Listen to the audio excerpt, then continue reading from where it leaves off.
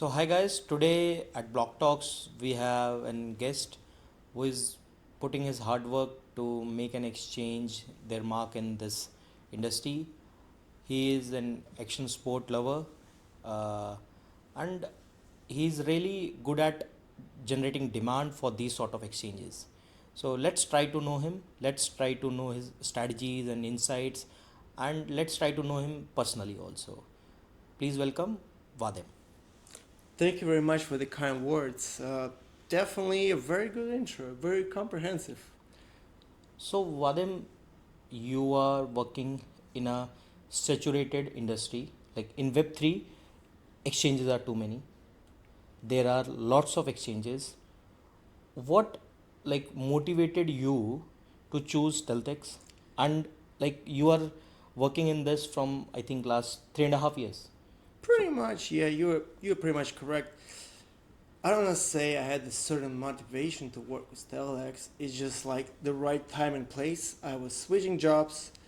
I worked in a place in actually crypto media that's no longer existent, and StealthEX knew me through that media, and they were like, "Well, do you want to come work with us?" And I'm like, "Well, why not? Let's chat." We chatted. I like their vision. I like their mission. I'm like, "Well, let's try. Let's see what we can do." And to be honest, ever since I came on board, StealthEX, in my opinion, has blossomed. Right, it used to be a very B2C oriented product, and in the last, I don't know, well, 3.5 years. Damn, it's been 3.5 years already. But anyways, it's blossomed into a B2B product, a fully, mature situation where we can completely compete with everybody on the market. We can sustain ourselves. We can be a full-on player in this saturated environment, as you say. And yeah, I don't want to say it's been easy, but I don't want to say it's been extremely hard. It's like there's no secret to it. You gotta put in hard work. You gotta put in the hours. You just gotta sit down, make a plan. You gotta work your way through, and when you do that, good things happen. Even when it's bear market, bull market, whatever. Well, we lived through what 3.5 years. It's been several big crashes, right? Several big exchanges going down. Well, we are not trying to compete with them, obviously, but what we're trying to do is trying to bring a sustainable business solution to all our partners who work with us. Because as I said earlier, at this point, we are more business oriented business, right, rather than the client. Of course, if you want to be an earlier guy who just wants to swap their stuff back and forth without any registration or any personal data involved, please, we are more than welcome you at our StealthEX.io. Just come in there, check us out. We don't hide anything. We are transparent as always. If you want to learn about us, hit us on any social media. You'll probably run into me or our CEO Maria. Big shout out to her, by the way. And we always just try to be as client oriented as possible. Yeah. cool. You mentioned that you have when you joined it was a more B2C focused, and now uh, there is a mix of B2B and B2C. Yeah. So for our audience, try to explain what sort of role a B2B partnership or a B2B collaboration means for exchange. Right. To be honest, it's just the model of your how you conduct your business technically, right? For a B2C business, you can have several support agents, and that's pretty much. For a B2B business, you have to have account managers, you have to have business development managers, you have to have salespeople, you have to have social media people, you have to have the whole team that runs it. Um, there is a common misconception about the operating with business. Like, yeah, it's easier because the other business bring your clients, not bring them directly, so they are dealing with support, etc., etc. But when it boils down, you're dealing with much more. You have to retain the business. Of course, there's a lot of competition in the market. Some tough, some not so tough, but you have to stay on top of your stuff. And if you're not doing that, you will be overrun at some point. So I think, in my experience, and I've been in crypto for not decade, but close to a decade at this point.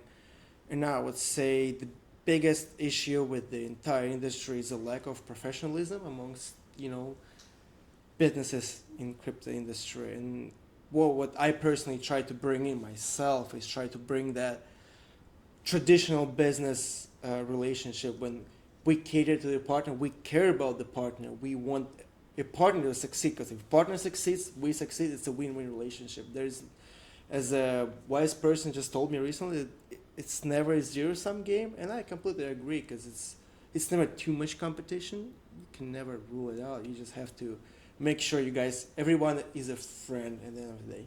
So that's kind of my take on that. Oh, cool. Uh, Next question will be, as you are like working here for last 3.5 years, I want to know how your day looks like, how it starts, and like what are the job responsibilities you have Right. to take Yo, care. no, very valid question. And like literally, my day starts pretty late because I live in Finland, and a lot of our audience is worldwide. It's not necessarily European, not necessarily Asia. But I wake up, I do my stuff, I walk my dog. First things are first. Buddy is our dog's name. He wakes me up every morning. We have to walk him first. But then I check my emails. Well, first I check my Instagram, and then if I see some red flags from our partners, those gotta be handled first. And then like, you guys, young business developers, young operators, please make sure cater to your partners first before anything else. This is the message to you. But yeah, so I take care about things that happen overnight, because US obviously lives on a different time frame than us do. And we take care of that. Then we take care of ongoing situations. And literally, my day consists of my routine. Who I have to contact. I have some calls. I have daily meetings, and those are not internal meetings. Obviously, those are meetings with partners, with potential partners, with key accounts, whatever it may be. I mean, you cannot neglect the person because you don't know them. Because right, sometimes person may not be that great at pitching their idea, but their project may actually be excellent. But they just could not pitch it that way. So you have to so they chasing you, but you have to make sure to, respect their ideas, even though they may not be presentable at the very beginning. Because we definitely had partners who you think is just like, what is this project? But at the end of the day, they end up being an excellent partner, an excellent friend, and some of those projects been working out for years. So yeah, it's definitely. Sorry, I don't want to break you with this. This definitely ongoing situation that you have to be checking your incoming requests at all times. Got it. So you this is the whole professional side of you. Yeah. Let's try to know the personal side of Vadim, how this journey started, and before Web3, what was there, Right. what was your career, how it started, and what motivated you to choose this business development path. Yeah. Well, it's honestly, it wasn't really a choice. It was more of a right time, right place situation. Because, COVID happened, and then there's all kinds of geopolitical situations, but mostly because of COVID, because I was working in the travel industry. And right, traveling was big, especially in Northern European side where I'm from. And then all of a sudden, it all stops. And literally my company, my everything, it's like, what am I going to do, man? It's like, well, and I've been searching for jobs, and randomly I've just gotten a conversation about do you want to work at a crypto startup company? I'm like, well, let's try. Why not? Why the hell not? And that's what I did, and that's what I boiled down to, right? So that was 2020, right, when COVID started, if I'm not mistaken? 20. So yeah, so it's 5 years from now on. I do not look back at all. It's been definitely a great journey, and to be honest, because I have a very various background, right? My dad was born in Kazakhstan. I've been traveling around the world. I went to school in the States, and I've been a semi-professional snowboarder for my entire life, pretty much. Now, this kind of all came into place because what I'm doing right now kind of interconnects everything, and I finally feel like I'm in the right place, in the right time, and I'm doing what I'm supposed to be doing, right? So I feel in the right place. Because my jobs previously, when I worked, I'm like, well, I like what I'm doing, but in the industry itself, I don't feel as comfortable as I would be here. The only complaint I have about crypto industry, and for those who will hear this, I can say, please guys, treat it as a business. Don't treat it as a hobby. If you guys dealing with a business, just be a bit more serious about your respect other people's time. That's what I'm trying to say. Because your time is valuable, my time is valuable, his time is everybody's time. Is expensive. Just respect it. That's what I Time is want. the real currency because Yeah, exactly, right. And like cryptocurrency in the day, don't forget it's currency. It's made to be exchanged for goods and services. Don't forget about that as well. cool. So Vadim, let's suppose there is no Web3. You have too much time. What would be the three activities on personal level will you choose? A sports or Yeah. what could be that? Oh, that's easy to say. Snowboarding, dirt biking, It's not so partying. easy. Partying. No, it's not really partying because when you party, you meet a lot of people, and to be honest, I've met a lot of people and very good contacts through partying. I'm not necessarily saying that you gotta go ham, drink alcohol, get blackout drunk, but like those three activities, like literally what I do when I'm not working, I'm either winter I'm snowboarding, summer I'm dirt biking. So and then like when I can, I party. As although lately it hasn't been so much because you know kind of a daily routine takes you in. I have a dog, I have a girlfriend, we have to do all this stuff together. But yeah, if I wouldn't be working, let's put it this way: what would I do if I wouldn't have to work ever? Yeah. Those would be the three activities for sure. Because So that's the real life opportunities for Vadim. Like if there is no work. if there's no work, yeah. Well, snowboarding used to be my kind of work at some point because it was just like, well, I can snowboard for the year and not do anything else because we were doing our own thing. But now I'm like, well, don't get me wrong, I still love snowboarding. It's literally the reason I wouldn't be here if not for snowboarding, pretty much, because it got me opportunities to travel. It got me opportunities to know people. It got so many opportunities I got from following my passion early on. But then it kind of transitioned to work, and I would never want to work where I wouldn't want to work, if it makes sense. So it's like I would be forced to work anywhere, right? Because I have to work. Because I work because I love what I'm doing. It's kind of a ongoing relationship. So it's definitely, yeah. And I don't want to say Web3 would be my fourth place, but definitely work would be the next one because it would be too boring if you won't have Yeah. responsibilities, right? Responsibility is important. Yeah, it's important. It keeps you in a disciplined track. Exactly. Very good point. You mentioned about partying, Yeah. and for a BD, for a growth person like you, partying can be a tool also to meet new people, to create a network, which can ultimately get converted into net worth also. Yeah. So, how you like to strategize a hectic day on a event or a business trip? Honestly, I'm gonna say it out loud right away. Just don't get too drunk. Just do your thing first. Arrange your meetings. First thing, arrange your meetings beforehand. Very important because if you're not gonna arrange anything, you'll just be roaming around like an idiot. No one likes it. No one wants it, and you'll be approached by random people who you have no synergy with. No bueno, right? So arrange your meetings beforehand. Obviously, don't get too excited, especially for the young biddies out there. It's like you go to the big event, it's like everything is free. You're like, yeah, let's go. And you wake up hungover. Don't do that to yourself. Leave partying to the last day. You can party. Don't get me wrong. It's an important part of, party. But just keep yourself contained and restrained. And just stay true. Don't try to pitch too much, right? Because I've seen it a lot. It's just like people trying to sell. It's all sell. And I'm just like, don't try to sell. Just talk to people. Well, that's another point right here. It's like business development is not selling, because business development, in my opinion, is finding synergies within companies. And when I see what a lot of companies do wrong, in my opinion, they're like, we're hiring a sales manager, and then they're like, you have to business develop. I'm like, no, those are very different things.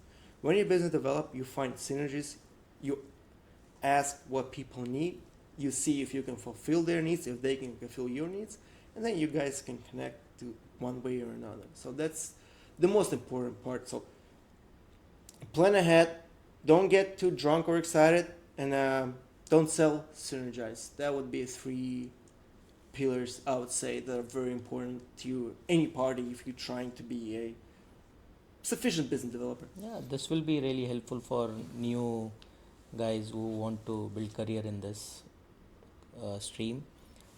Other than the nature of work which you do, we want to know more about the company for which you work, like StealthEX. Right. It's an exchange, we all know, but it has some unique features which are not available on other exchanges Right. also. Yeah. So when you say exchange, you guys think about Binance, KuCoin, Gate, whatever, big guys out there. What we do is very different. We are an instant swapper. So you come into our place.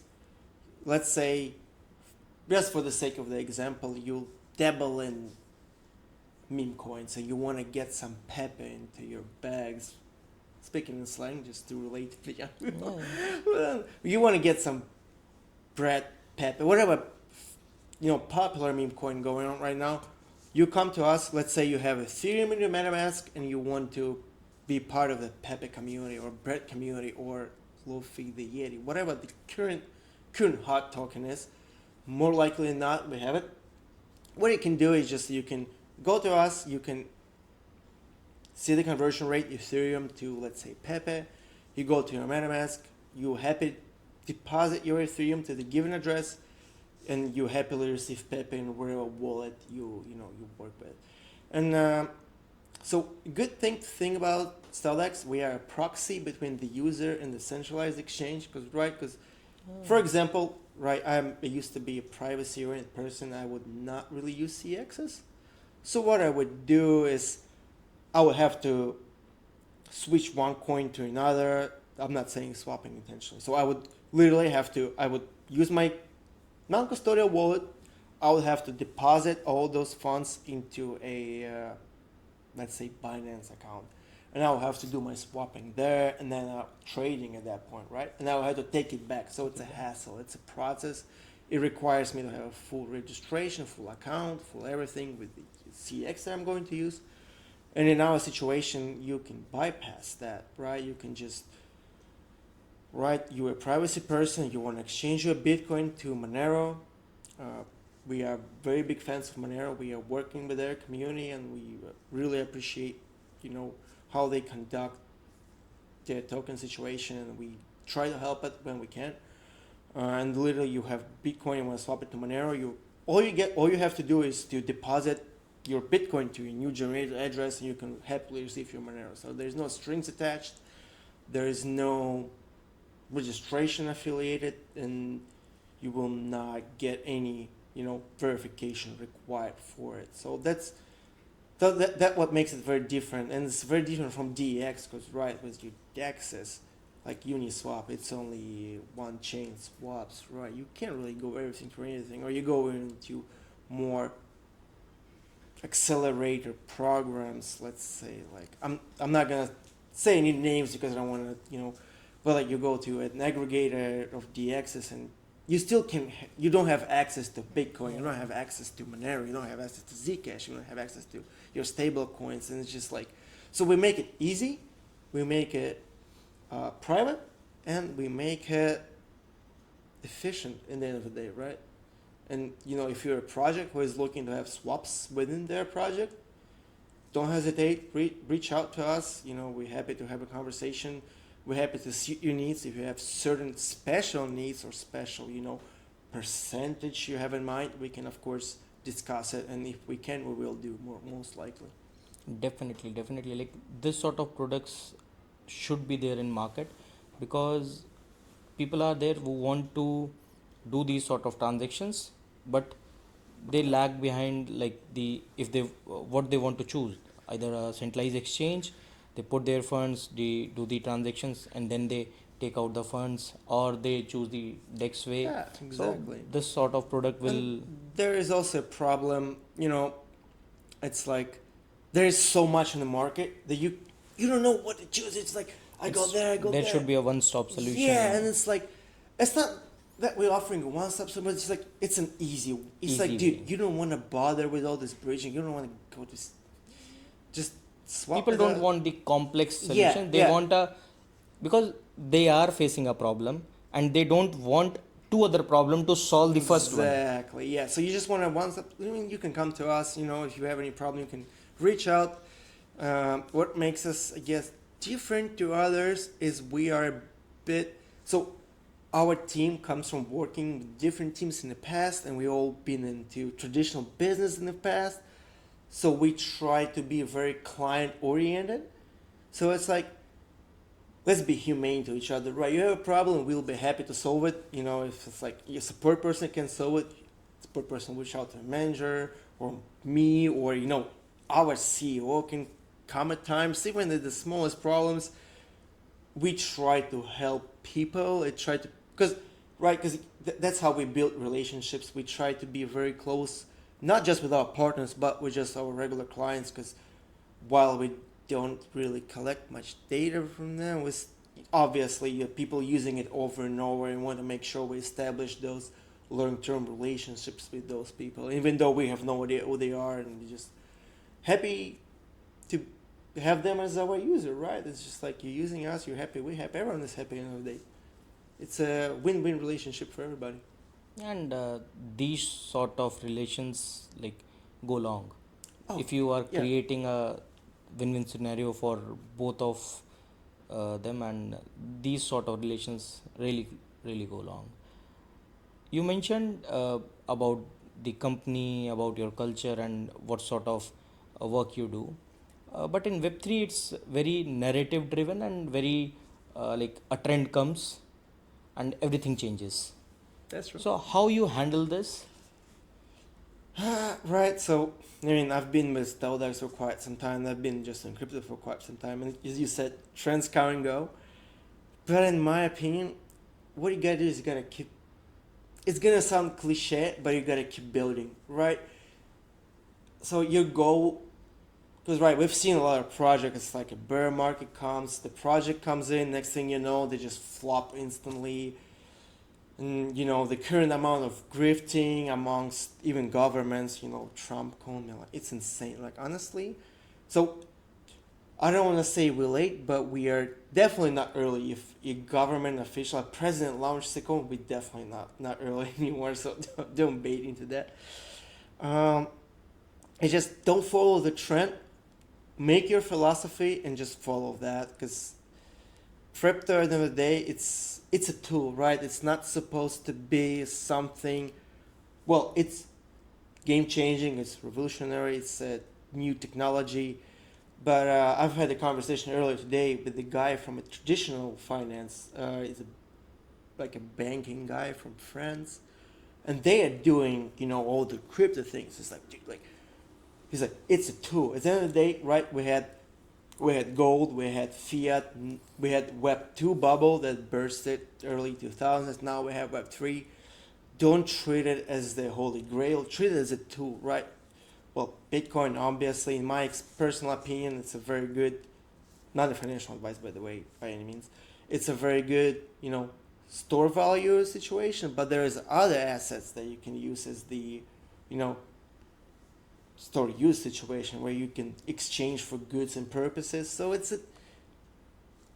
to answer your question very simply and quick, don't follow the trend, follow a philosophy, and just treat everything as a tool, not as an instrument, not as a holy grail or sort of you have to follow this. Just reality check yourself at all times. That's my opinion. That's really good, because like if you are following a trend, you can change your paths regularly, and as a brand, it comes to the market, and when people will see, okay, this is keep on changing. First they were doing this, and now if there is a narrative of meme coin, they are doing something for them, and then there is a narrative for AI agents, then you are doing this. Yeah. But when you stick to the philosophy, the real problem which you want to solve, the community trusts the whole vision. Yeah, I completely agree with you. And right, the following trend you mentioned, like meme coin, AI, and now it's RWAs. It's just like trends come and go, right? Those projects. I mean, Yeah. I've seen well, while those trends come and go, we've seen the projects that come through those trends, so they sustain, they keep going. Those are great projects, and I think, right, as I said, and you just repeated that, just following the philosophy and just try to focus on yourself, on your project, on your path, rather than what the others are doing. It's probably the right way. It's not just for the Web3, not just for your company, but just generally for the community, for yourself, right? Just focus on yourself, don't focus on others. Like, don't. Our problem these days, I think, as a humanity, social media spoils it a lot. Everyone posts how good they're feeling, but no one's ever gonna post how sad times, right? Could be. Just focus on yourself. Just don't put too much attention to what else everybody else is doing. Just your path is your path. It's irrelevant. Well, this guy becomes a millionaire at 16-year-old. Good for him. Like, you can be a 50-year-old, you can still become a millionaire, right? It doesn't matter. It's not. It's irrelevant to your own story at the end of the day, in my opinion. So Vadim, you are here in this market from last 3.5 year, doing the business development for the exchange. What sort of strategies or channels you use to get B2B clients or Right. B2C users, you can call it, and what sort of changes you have seen in recent time, like after once the AI is there and all. Right. So what sort of the shift you have seen? I think personally, the biggest change I've seen is that your traditional social media, like, your promotional, your just, like the posts, as you can see, you go to your Twitter or X these days, Elon, sorry. You go to your feed and you see all those posts, and they have changed tremendously, right? It's like you could post a regular thing back in the day, you could get a lot of activity. But now these days, everyone is doing that. AI is doing that even, right? So it's not even a human interaction. So for now, I think the value of a real human interaction has gone up tremendously. So from my experience, to attract, whether it's B2B or B2C person, right? First of all, you have to treat your client as a friend. It's not a client, it's your potential long-term partner. Even if it's a one-time person who wants to exchange one time, he can potentially come back years later. You don't know. You have to treat them as a friend, right? You have to see what they want to do. You have to see not just the immediate value that you can get from them, but you have to see their vision, right? What they want to get from you, what they need. That's the most important part. You have to understand the needs of the partner, and then it's like, once you do that, AI can never replace this, honestly, because AI learns on patterns, and those patterns are breakable, obviously. And it's like, it may hit 1 out of 10, but then it will not hit 10 out of 10. But if you are conversing with the person, you actually asking him, it's like, hey, what do you want? What do you need? Well, do you need this? Do you want this? You will hit 10 out of 10. Well, okay, not 910. You will be hitting if you actually try to understand the person who is your counterpart, who is you come to you or you come to them. I think that's the most important. Just be humane. Also, like you need to maintain a personal touch with the, Exactly. so that AI can't do. Yeah, exactly. So it's like, honestly, I think every good partner that I've been working with for years or meeting recently, it's, well, first of all, it's at this day of AI, it's very obvious when someone is using AI, because I've seen personal messages AI generate. I'm like, I don't even want to bother talking to you after that, because you don't want to talk to me, I don't want to talk to you, right? Because back in the day, there would be just like a copy paste message. It's like, do your research. You coming to somebody, understand what they are, what they're doing, what they want. Don't just copy paste. This is never gonna work. AI or not, it's gonna be the same copy paste, and the Yeah, person, the person is gonna feel. like if you use AI for these sort of activities, the comment and the message which we like generate from AI, it's more transactional. It's not that emotional Yeah, element which should be there if you want to start a conversation. yeah, So exactly. yeah, that's Yeah, and the then it's just like I've been in situations where end up doing very good business, but I met a person completely randomly. We just chatted about, personal stuff, right? How is he doing? How is his family stuff, his personal stuff? I end up being like, oh, you guys do that, we do this. Well, dude, let's try to do something together, right? And if you and there wouldn't be an immediate synergy, no one is trying to pitch to each other, right? So when you talk to, in my opinion, when you come to a business meeting, or like we just been to one of the biggest conference of this year, talking 24/9, and you get one-on-ones, don't try to sell your shit to somebody right away. Just try to know the person, try to know how they're doing, how the project doing, and if they have something that you may offer, do that. If they don't, it's just like, well, nice to meet you. It was a great chat, and you know what? That guy is gonna remember you for having a great conversation.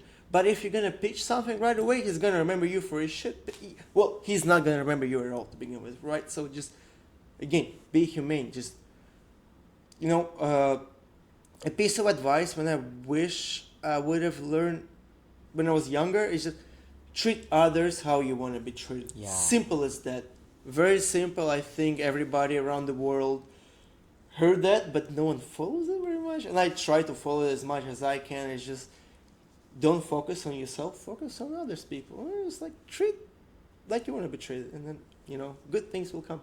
Nice. You mentioned about Token 2049, and these sort of events play a vital role, like in the BD career and all. You get to network with almost each and every person from different companies in like 2 to 3 days or in a week. So, what are the top events as per you for the Web3 community? Honestly, that's another very big question because I've been asked this a lot, and to be honest, at StealthEX we don't go to many events because I don't think it's essential. Events are fun. Don't get me wrong. Great way to network. Great way to meet new people. But it's the best to solidify the relationships that you already have, right? Because especially in Web3, we all live in different parts of the world. So those events can bring us together. We can finally meet each other face to face, shake hands, get a beer, coffee, whatever you prefer. But then don't focus too much on events. Focus on, because you can build great relationships, great friendships without ever seeing a person realistically. And it's kind of a misconception that you have to go to an event and you have to bring the entire team here. But then, what I'm seeing a lot and just seeing those teams, they're just roaming place to place. They don't really have a plan. They don't really know what they're doing. They don't really want to meet new people. I'm like, well, why are you even here? To have fun, to party? Cool, but it's not gonna be productive for business. It's again, you think it's like you couldn't build a humane relationship through, Telegram, LinkedIn, whatever tools you guys use. You think you're gonna meet face to face is gonna build a good page relationship? No, it's not gonna change anything. It's a, well, we have a lot of tools right now. We have video calls, Google Meets, Zoom, Telegram, LinkedIn, whatever you say. Face to face is just another medium of how we do those interactions. And when you do that, it's not changing the nature of interaction. It's changing how we perceive things to each other. And people over exaggerate the importance of that, in my opinion, because it's great to solidify things, but it's not great to try to randomly meet a great new partner. Because to meet a great new partner, you have to do your research, you have to know what they want, you have to know what you guys can offer, and you have to kind of be a bit more a win-win situation. Like you should have a win-win situation before meeting a partner. Yeah, So exactly, that exactly. Because at the expo these days, I've had a lot of potential meetings too. It's like I'm coming to meet a person, and they're like, "I don't see, but I don't see." We had a conversation. There's like, "Yeah, there's no potential synergy." I'm like, "Bro, why do you even suggest the meeting then, right?" Because before I suggest a meeting, I do all my research. I know pretty much everything I could know. I know exactly what we could do for them. And if they don't want, okay, for whatever reason, but I know exactly how we can be useful for the company, for the project, for the person, whatever. But then it's like I also think being too focused on the company aspect, it's like, yeah, you have your own goals as the BD person, as the salesperson, whatever, marketing, whatever you do. Don't get too caught up on those, because right, you have your KPIs, and they set you have to meet 60 people these days. It's not, out of those 60, the likelihood you're meeting someone good is gonna be less than 100. Honestly, just focus, just quality over quantity. yeah, It's gonna be my end statement on this question. Quality over quantity for sure. and it's really important. It's really 100%. important. Last question, very quick. What are the two short-term goals for Vadim and one long-term For Vadim or for for you? StealthEX? The short-term goals. Well, it's almost 2 in the morning, so the first one would be have a good night's sleep. The second one would be short-term. Well, what is the short-term? 3 months, 6 months. Okay, that's a midterm. But no, the short-term would be is definitely. I don't know. Besides getting good night's sleep, what else do I need short-term? 6 months. But definitely solidifying the partners that we already have as the professional. Another short term for me would be kicking off the dirt biking season and fixing my dirt bike. Can't wait to ride the track. Can't wait to do some free riding. It's gonna be awesome. Get some gear this time. Right. And then long term would be is of course scaling as a company, right? I mean, I can because I'm trying to detach myself from Vadim StealthEX and Vadim whatever Vadim is doing. But long term would be scaling right now, and of course bringing your partners in and just like I don't know. That's not like something I have a 6 month. We have to do that because I really don't think that corporate structure really applies to us at this time of day. It may be in the future, right? But right now, just try to become a better project, and for myself personally, maybe work out more long term because I kind of That was a really good discussion which we had, and the insights which you shared about the StealthEX product and the culture which you have, like how you strategize every partner meeting before meeting them, and how really important is that, and the approach for the business development which you have in your mindset and which you are using from last 3-4 years. It's really good, and when people will see this podcast and they will realize, okay, you don't need to be aggressive, you can do parties, you can attend events, but at last the relations are important. You don't need to be transactional, you need to be well prepared, and you need to the most important part was like you mentioned about the strategy for attending an event. Here we see tons of people coming to an event, and they just start discussing with anything with random people, and then you think, okay, it can be our client, or it will not happen. no. So these strategies coming from an expert like you, who have this background, it will help new upcoming BDs and professionals who want to grow themselves in this path. And rest, wish you a best of luck for the journey, and we'll try to meet you at Token Singapore also. Oh yeah, probably will be there. There's no other way around because the biggest expos you have to visit on the day. But thank you very much for having me, and I want to give a big shout out to Mike from Outset PR who arranged everything. He's actually sitting here next, listening, eavesdropping. But I want to give him a big shout out because wasn't him, I wouldn't be here. And I'm really glad for making this acquaintance. And pleasure to meet you guys. Thanks a lot. And thank you for having me tonight. Thanks a lot.